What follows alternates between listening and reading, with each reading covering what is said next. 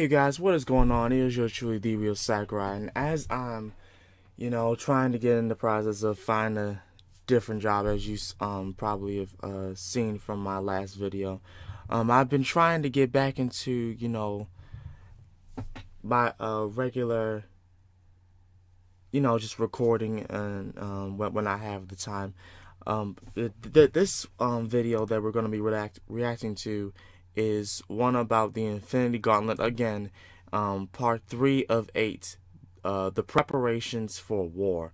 Now, I've been wanting to do this for weeks, and to be honest with you, I've been so intrigued with this whole thing, because everything is happening, everything is going on, and everything is just,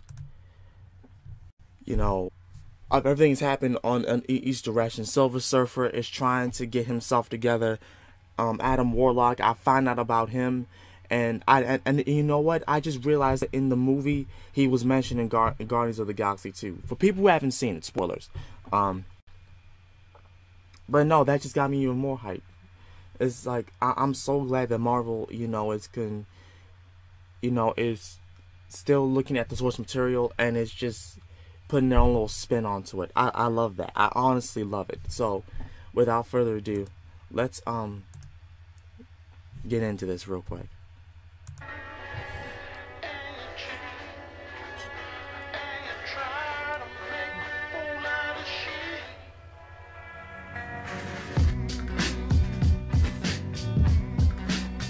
Hope you guys can hear it.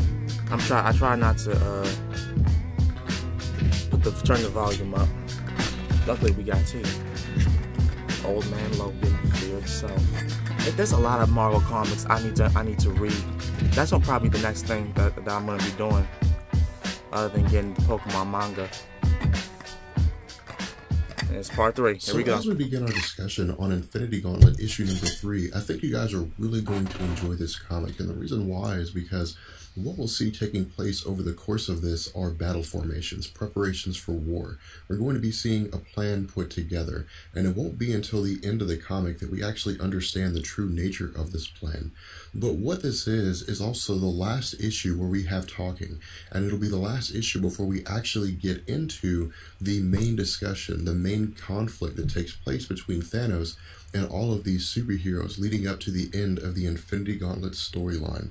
And what we see here, as the story begins to pick up, is that we're back with Dr. Doom, Adam Warlock, the Silver Surfer, and Doctor Strange. And Dr. Doom is commenting on how he agrees, picking up immediately from the last discussion, that now is the time for action. But Adam Warlock says no. Adam Warlock says there are forces at work here that Dr. Doom just doesn't understand, that he just can't possibly grasp, and that rushing into action like this would almost guarantee certain doom. It would. And so he says that he has a intricate and a very interweaved plan that's unfolding here, and that the slightest disturbance could very well lead to the ruin of all. What we also see Doctor Strange commenting is saying that he agrees with Adam Warlock, that they have to trust him, that Dr. Doom, that Silver Surfer, they have to come to this understanding that Adam Warlock knows what he's doing, that tremendous powers are gaining here for this final confrontation. And he more or less repeats the words of Adam Warlock here, saying that that premature action could lead to total destruction. And so Dr. Doom acquiesces. Dr. Doom says that it's driving him nuts waiting to take action, but that for the time being, he's willing to put this off. He's willing to go ahead and hold things. Now from here, we see Adam Warlock saying that it's time to make preparations, that it's time to go about the business of moving towards the next step of his master plan. And so he calls on Doctor Strange, and what we see Doctor Strange doing is teleporting Adam Warlock, Dr. Doom, and the Silver Surfer to the Avengers headquarters. And at the Avengers headquarters, we have She-Hulk, Captain America, and Thor. And they're trying to come to an understanding of what's going on here. They're trying to deal, again, as a follow-up to the last video, of what's happened since the disappearance of various superheroes. But when Adam Warlock and Dr. Doom and Doctor Strange and the Silver Surfer appear, the immediate idea is that Doctor Strange is keeping Strange company, that he is with people whom he would never normally form an alliance with. But what we see is that immediately Adam Warlock and Doctor Strange begin to convince She-Hulk, Thor, and Captain America that the situation is so dire that Doctor Doom is not here to fight against them, that Doctor Doom is here to fight with them. Yeah, you're going to need Doctor Doom's help. When the question is asked what the intention is here for Adam Warlock, why it is that he's here, and why it is that such strange alliances have been formed, Adam Warlock replies by simply saying that they're raising an army. From here, we transition to Black Widow. And Black Widow doesn't necessarily give us a huge in-depth discussion here, but because Black Widow is part of the Marvel Cinematic Universe, I felt it would be relevant to include her in this discussion. And all we really see is that she's one of the people on the sideline. She's kind of in the background. She's doing the best she can to help save lives as a result of the energy shockwave that had reached the planet Earth and the devastation that it had caused. We see that she's jumping out of a building, out of a burning building, saving a baby.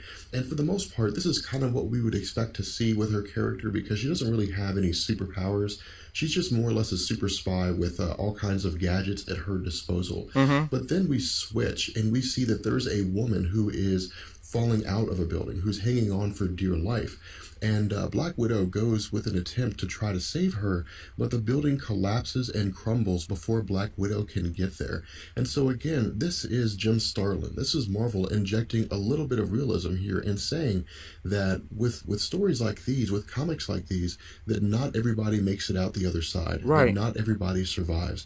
And so what we see is that this woman who was tumbling to her death did in fact die, that she was crushed by the rubble and the debris, and even if not necessarily crushed, she was certainly burned to death.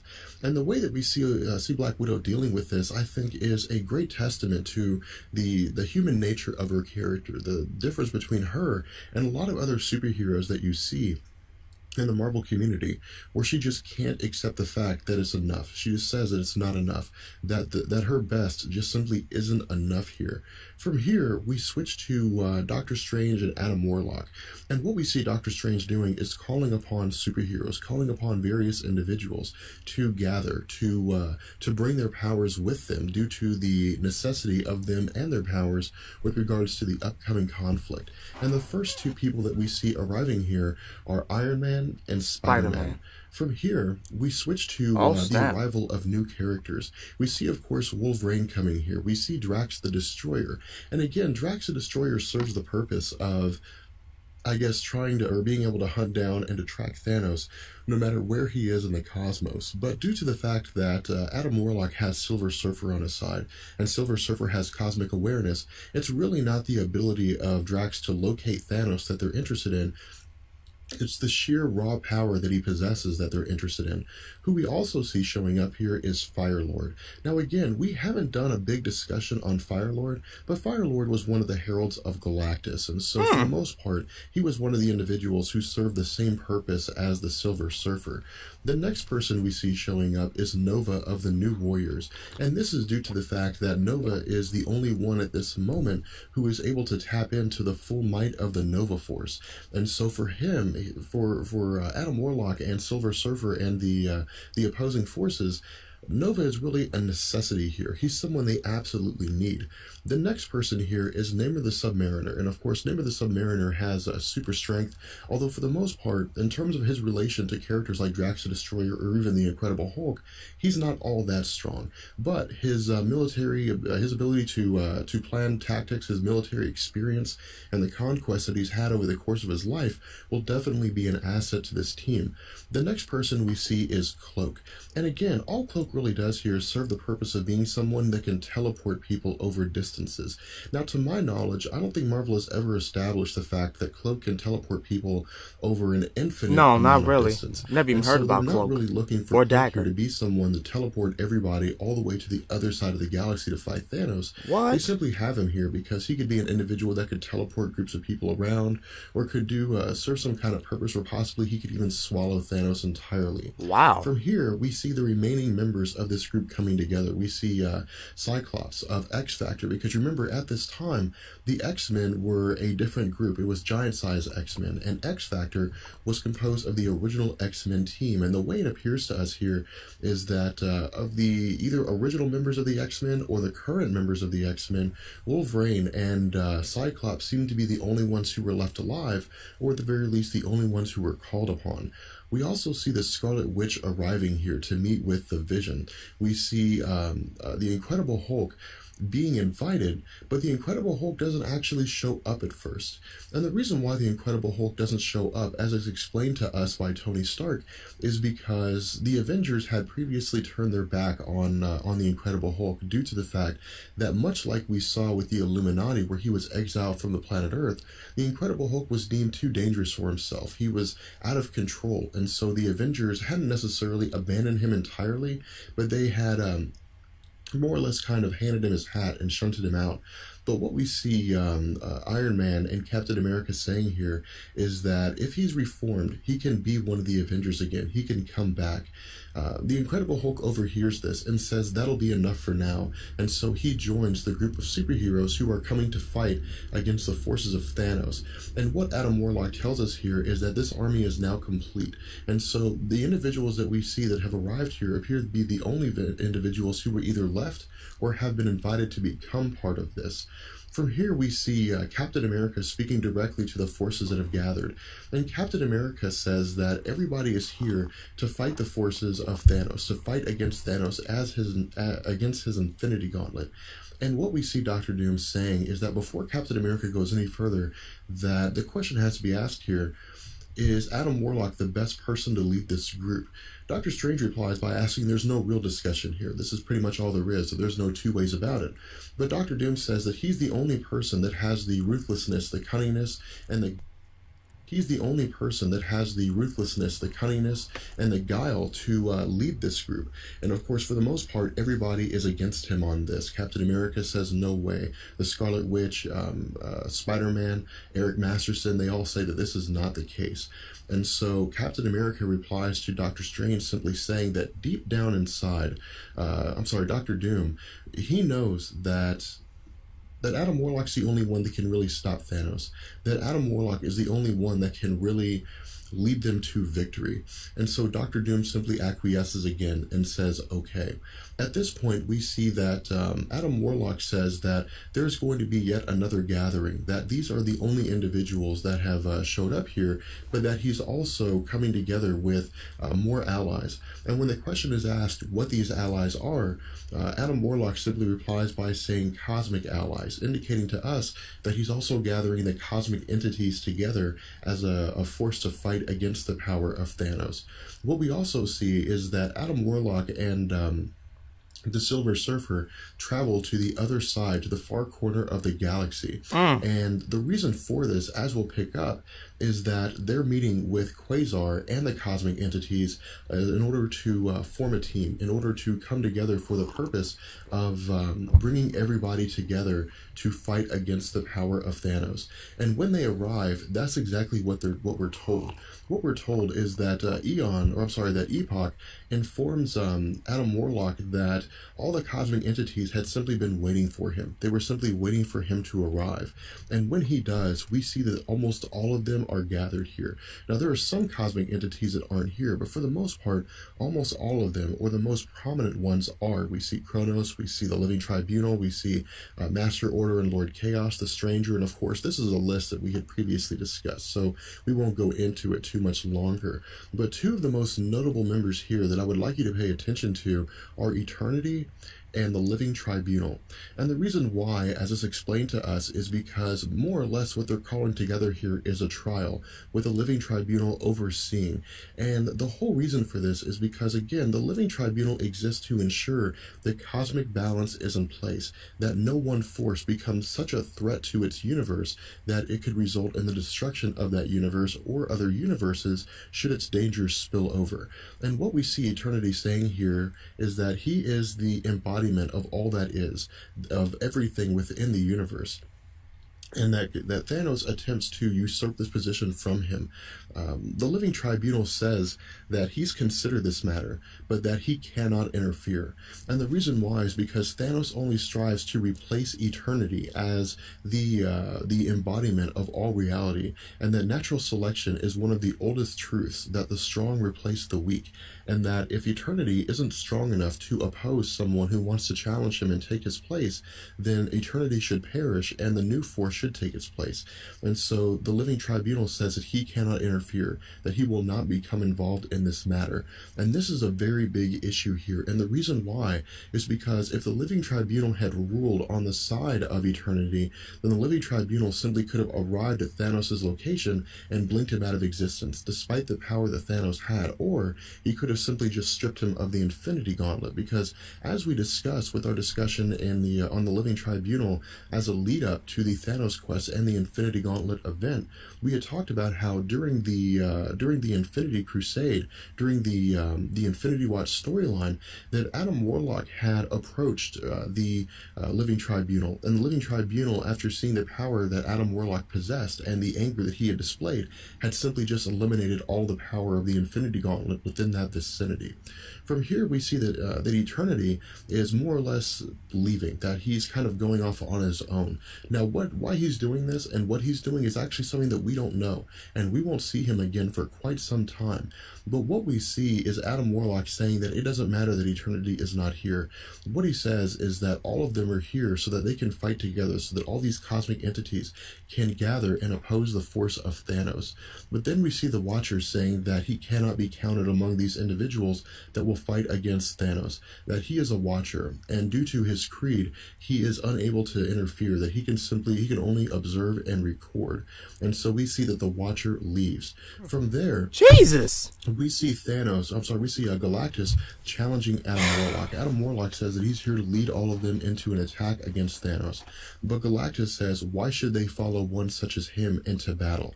And so what we see is Adam Warlock saying that he is here for the purpose of that he's here for the purpose of leading them into the conflict, and that's the only thing Galactus needs to concern himself about. Galactus says that he does not heed empty words from mortals, from people that he considers to be beneath him. And Adam Warlock simply replies by saying Galactus is a fool.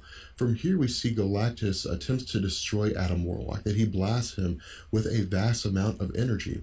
Galactus then begins to talk with his fellow cosmic entities here and simply say that they've gathered, that their forces should be enough to defeat Thanos. But then we see that Adam Warlock is actually alive. Adam Warlock is on the helmet of Galactus and asks him since when it was that Galactus allowed his anger and his wrath to more or less override his judgment. That Galactus is known for being one of the most logical beings in the universe. Yeah. And that surely Galactus can determine, surely he can find here that the power, the entire might of all these cosmic entities put together is still insufficient for defeating Thanos. And so we see that Master Order, Lord Chaos, and various other cosmic entities band together against Galactus and say that they are siding with Adam Warlock.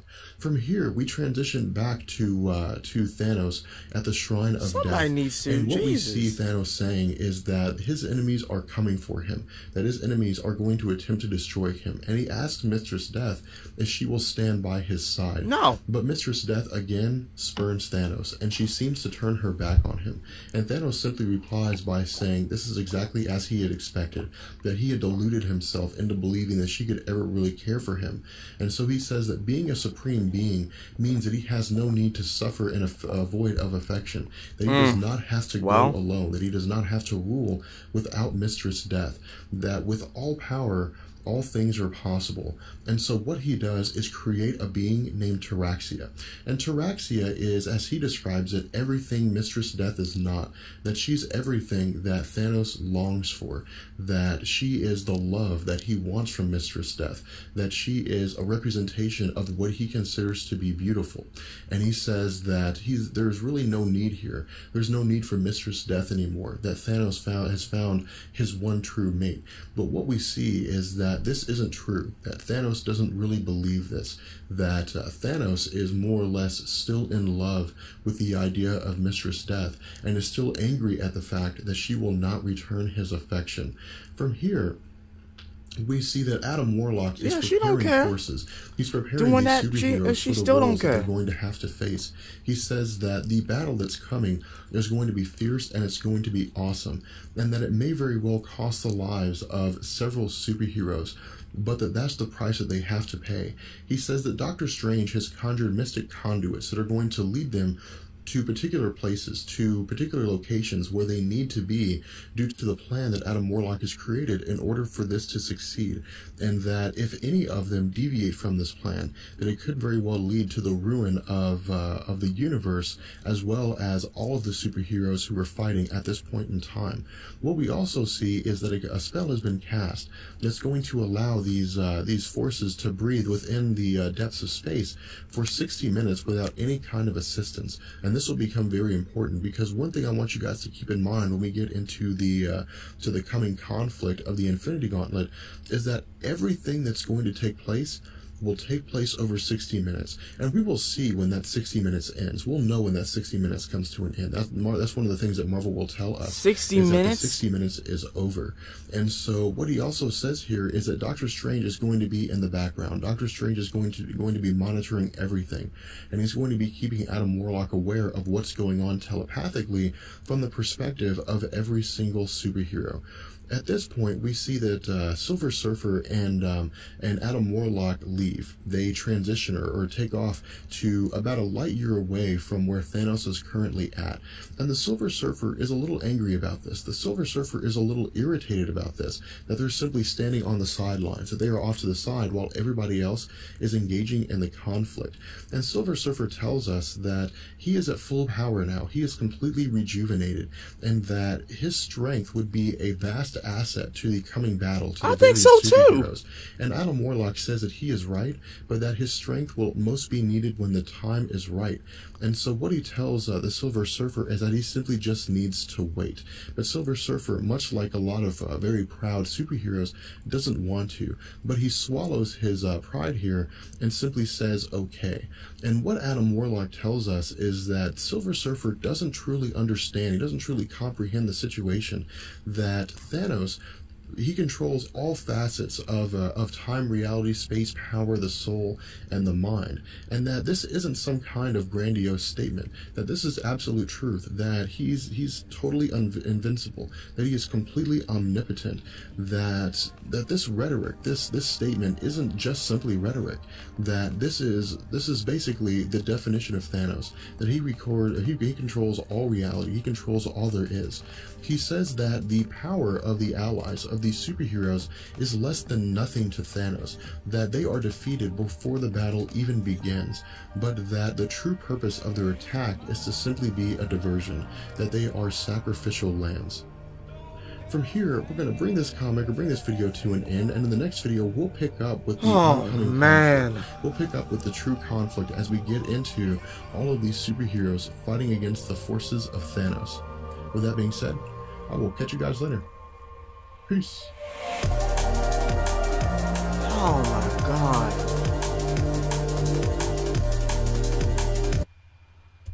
Oh my god. Okay, so in hindsight, Thanos, he tries to make it seem like he's done with Mistress Death, so he creates his own version of everything he ever wanted. Mistress Death still don't give a damn.